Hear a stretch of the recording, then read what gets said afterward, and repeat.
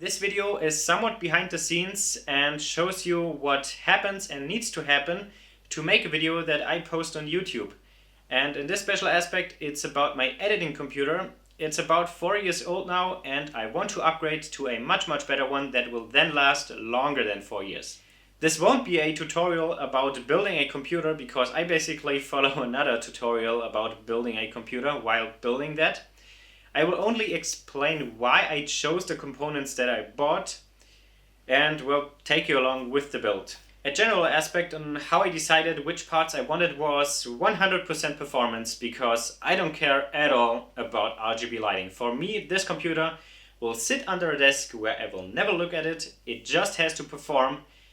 And well, if the specs and the price of the parts were correct, I took them, and if that happened to include RGB lighting, then it's kind of nice, but it's absolutely no necessity for me. So if that's interesting for you, good, and if not, I don't want to waste your time, and we'll probably see you in the next project video. For the CPU, I chose the AMD Ryzen 9 3950X 16 core, which at the time this video was recorded, this was the performance leader in its price range. The reason for that is Premiere Pro, the software I edit with, can make good advantage of many CPU cores, and to get similar performance from Intel CPUs, I would have chosen the i9 9940X CPU. But that is a lot more expensive than this one, and also the motherboard that goes with it is more expensive. So yeah, it only made sense to choose this AMD. To make one thing clear at the beginning, I always discharge myself by touching a ground wire in a socket before I touch any of the electronics. Nice. 800 euros. For the motherboard, I went with this one, which its name is here. It was pretty simple to choose this. It is compatible with the CPU, of course, has included Bluetooth and Wi-Fi, which I wanted, and 2 M.2 slots for the SSDs. This then only showed 5 results, and this being the cheapest one, all the other specs were correct and what I wanted, so this one it is.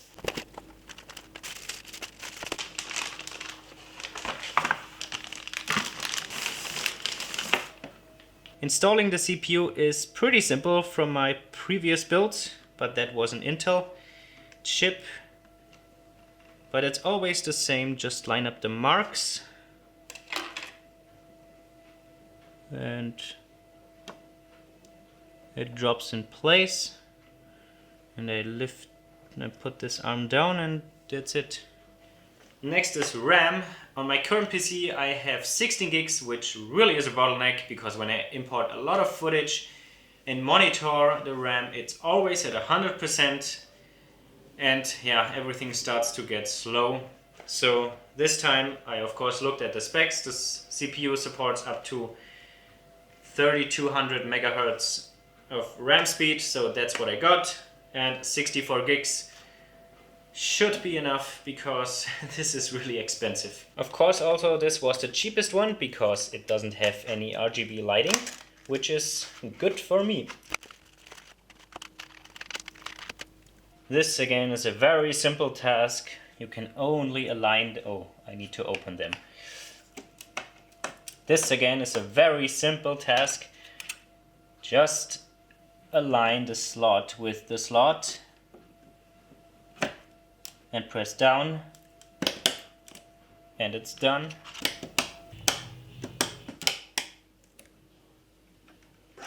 All of them clicked in place. That's it. Next step is watching a tutorial. Next, in my case, come the SSDs, and therefore I first need to unscrew this cooler.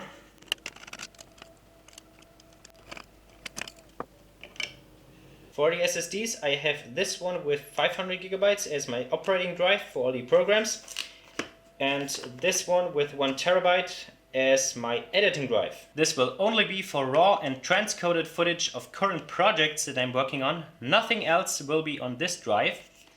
I want to keep it as clean as possible, and that worked great before. I had a 500 gigabyte SATA SSD But believe me, I was over capacity at some points, so this time 1 terabyte. Installing couldn't be simpler. I just slide it in here, press it down and put the screw in. Seems like one of these screws to fasten these SSDs is missing.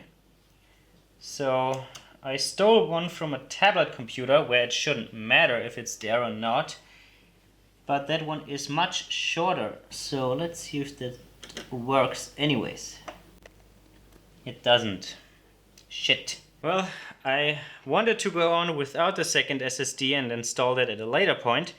When I discovered when I need to put that cooling piece back in place, this screw now has no place to go, but this one has the screw for tightening this drive down included.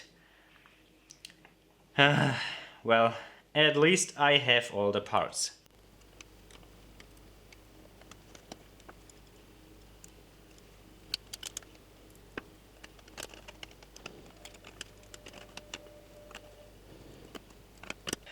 Alright, drives are installed. Next is the CPU cooler, and this was pretty simple because the CPU has such a high thermal output that AMD only recommends all-in-one water cooling units, and the place where I bought my parts pretty much only had this one in stock. So yeah, this one it is, and it has lighting. Well, that's okay. The only problem is I have never done anything with water cooling, so this will be a new experience. So this basically is a complete set with everything, and I just need to install it. So let's figure out how. Looks like the thermal paste is already there, which is convenient. I think I first have to install it in the case. Apparently it comes pre-mounted for Intel.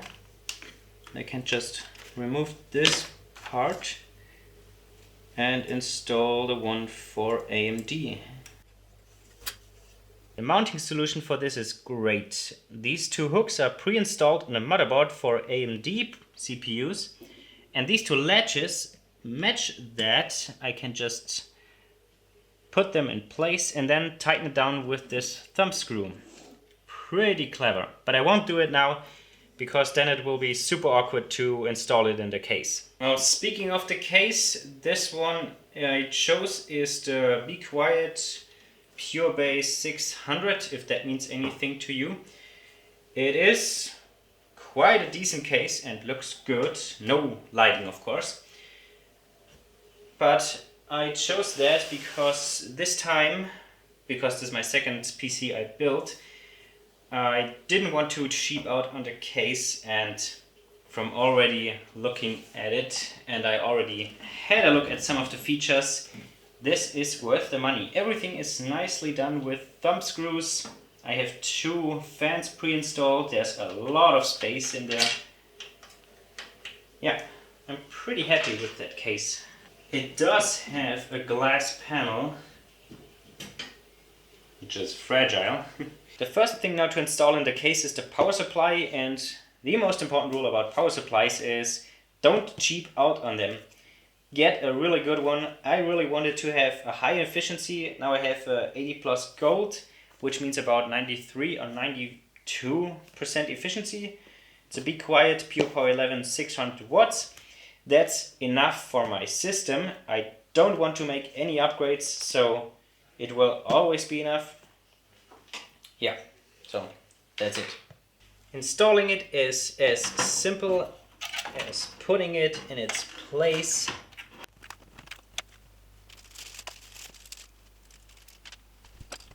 And driving in the screws that it comes with. At a later point, I mounted the power supply the other way so the fan faces down. Next would be the radiator of the CPU cooler. But here I first need to install all the fans.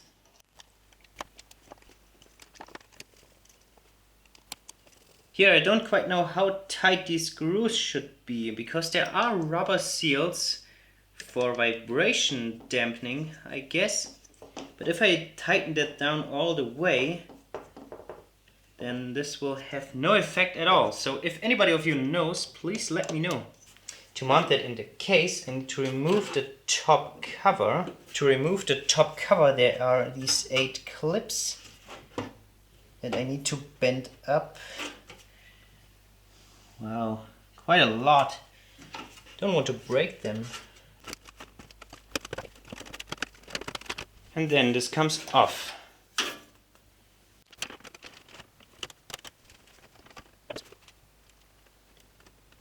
And now we can go full overkill and install it with all of its 16 screws.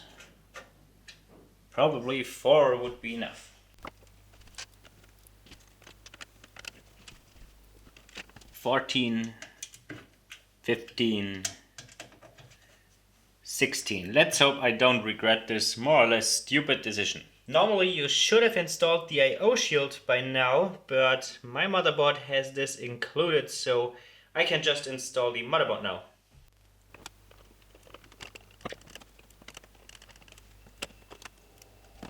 Okay, I need to remove the power supply again. Second try.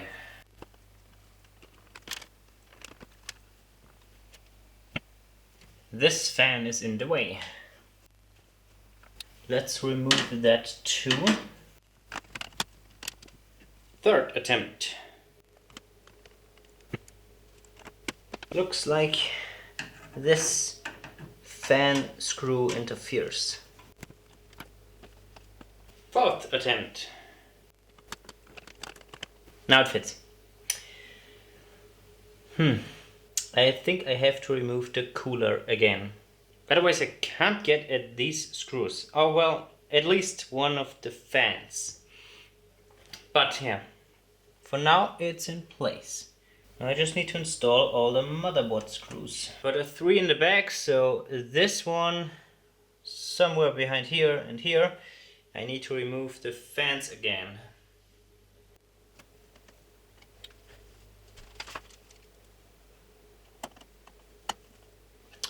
Okay, now everything is in place. Okay, now it gets a bit difficult because back here are the power connectors for the CPU.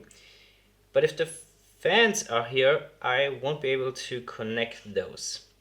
Also, when I install the pump over the CPU, I won't be able to screw in the fans because that will be in the way. So I now first have to put the cables in place for the CPU. Then also maybe for the CPU fan, these connectors are here. Then I can put the fans back in place and then the pump. And then I can test the system. Now I can also open the back panel.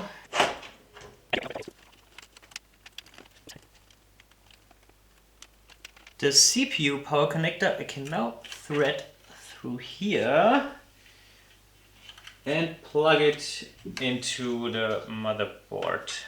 Showing this is more or less impossible. From my previous build, I know everything is simpler with air cooling. I have a cable that powers the fans, the pump, and also regulates it. Okay, and with this installed, I can put the fans back in place and then finally install the pump. Now the pump, it already has thermal compound applied, so I don't need to do that.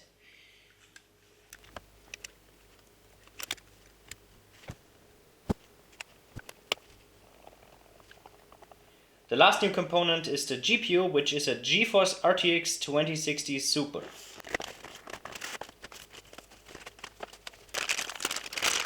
Choosing the GPU was pretty much the hardest part, because from what I know, for video editing, the Quadro cards from NVIDIA are actually the best, but just out of my price range. And from the RTX series, the 2070 and 2080, also quite out of the price range, or what I was willing to spend. So yeah, the 2060 was the optimal choice, and the 2060 Super was then just 30 euros more, and well, then that's what I went with.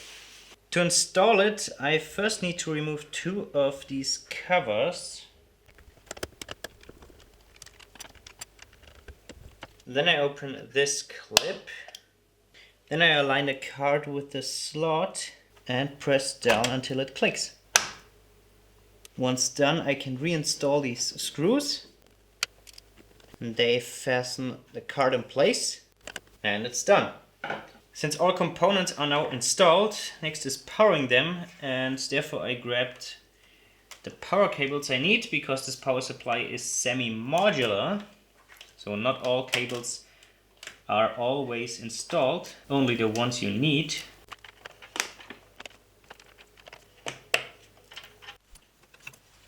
Now this is the one for the motherboard.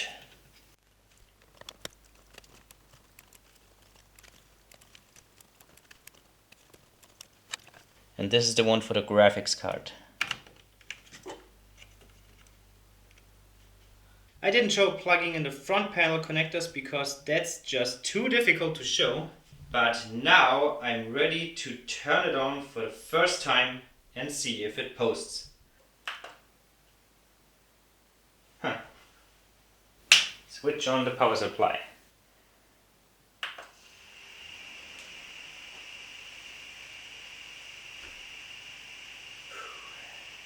It is alive. Now it just needs to post.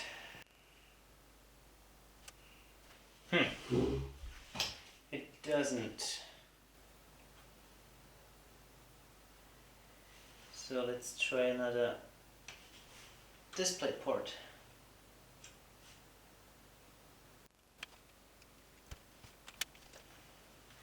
Oh! It posts. I almost missed that.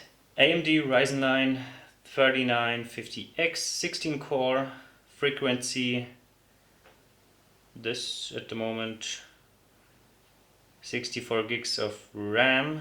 So this keyboard apparently doesn't work, or the battery is dead, so I have this old keyboard.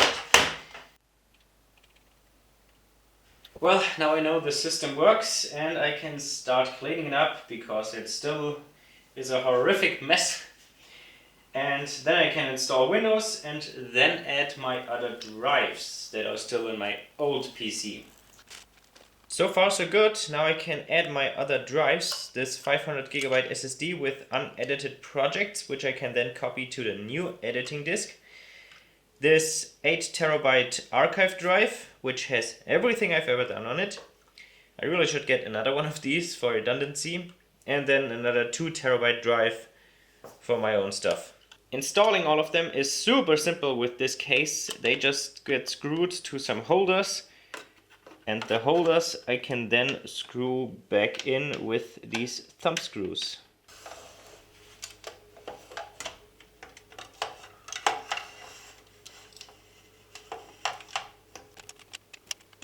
And plugging in all the necessary cables from power supply and the motherboard to them. I rebooted the system, and as you can see, here are the drives that I just installed, the SSD, my personal drive and the archive drive, and here are the two new ones. The last step is to clean up this cable mess as good as possible and close the case, and then it's ready to use, except for installing all the necessary software.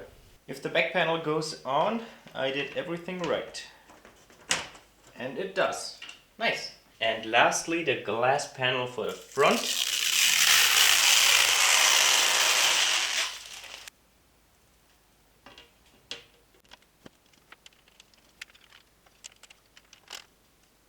Before I can bring the new PC to my desk, I first need to remove the old PC from the desk setup. Everything down here is relatively cable managed, and I can just unplug everything from this computer, plug it into a new one, and I'm ready to go. It definitely is a bit heavier.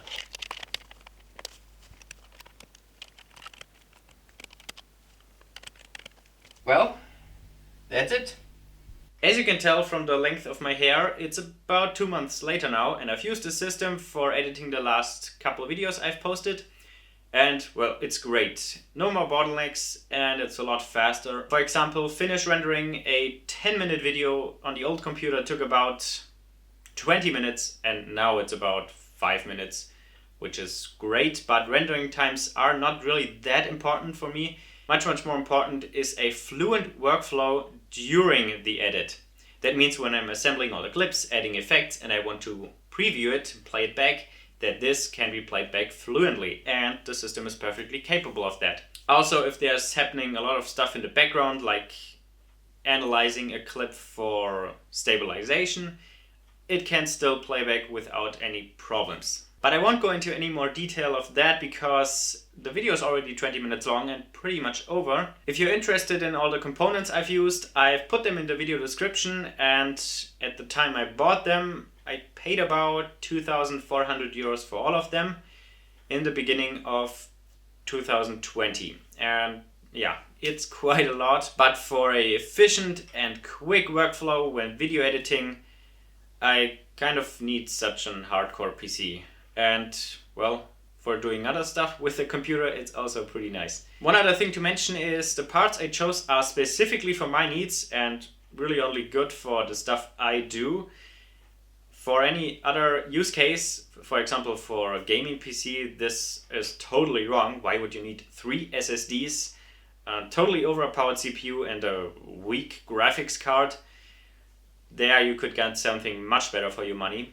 Although the system is quite capable of gaming, I've tried it out at 4K, it can still play very good at medium to high settings, but I won't do that really much, and yeah, it's really only for video editing. So if you are in the same situation like me, which is very unlikely, then this is a very good setup. But if not, it's probably the wrong setup. So just keep that in mind.